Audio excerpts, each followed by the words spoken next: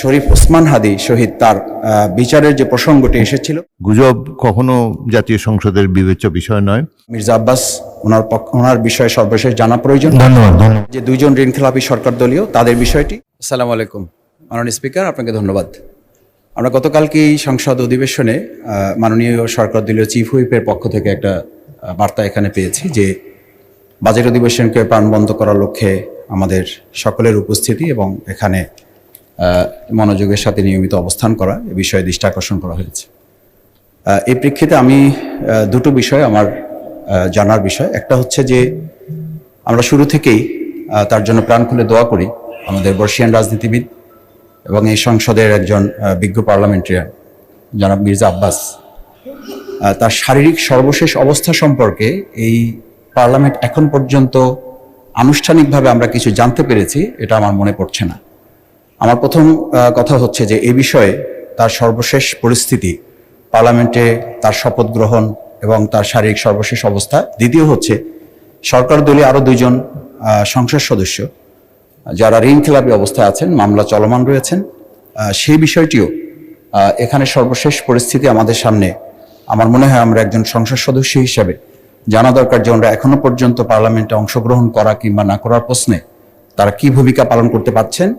সেই ক্ষেত্রে জনাব মির্জা আব্বাস মাননীয় সংসদ সদস্য, তার ব্যাপারে যেসব গুজবের ডালপালা আছে শহীদ শেখ আমাদের শরীফ ওসমান হাদির প্রসঙ্গে, এবং সেই গুজবে ঘিতে আগুনে ঘি ঢেলেছে সর্বশেষ মমতা বন্দ্যোপাধ্যায়ের যে বক্তব্য ছিল যে আমি যদি নাম বলে দিই তাহলে বাংলাদেশে এটা নিয়ে উতাল পাতাল হবে। আমার মধ্যে সেই সব প্রসঙ্গগুলোতে আমরা আর সামনে বাড়তে না দেওয়ার জন্যই স্বরাষ্ট্রমন্ত্রীর পক্ষ থেকেও এ ব্যাপারে ব্রিফ আমাদের কাছে আসা প্রয়োজন ছিল।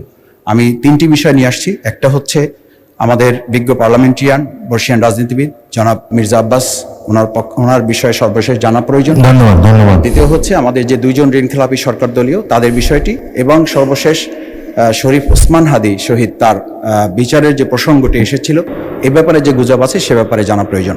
অনেক ধন্যবাদ মাননীয় স্পিকার আপনাকে। মাননীয় চিফ বলুন, গুজব সম্পর্কে কিছু বলবেন না। গুজব we don't take any notice.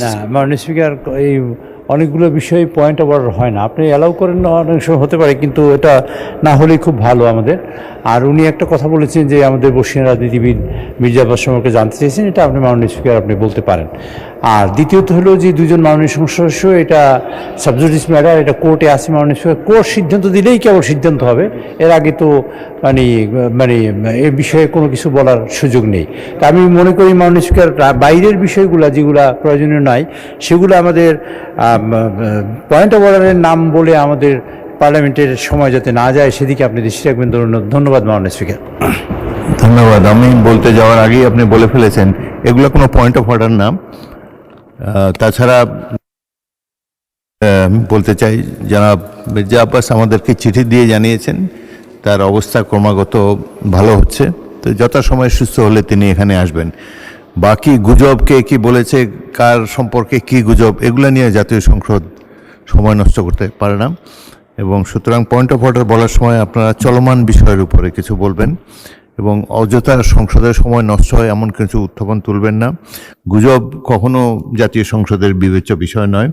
আর তাছাড়া যেসব বিষয় সাবজুডিস আদালতে চলমান আছে সেগুলোর চূড়ান্ত সিদ্ধান্ত জানার পরই জানানো হবে। কোনো সংসদ সদস্য যদি সদস্য পদ চলে যায় যথাসময়ে সংসদ থেকে সবাইকে জানিয়ে দেওয়া হবে। ধন্যবাদ।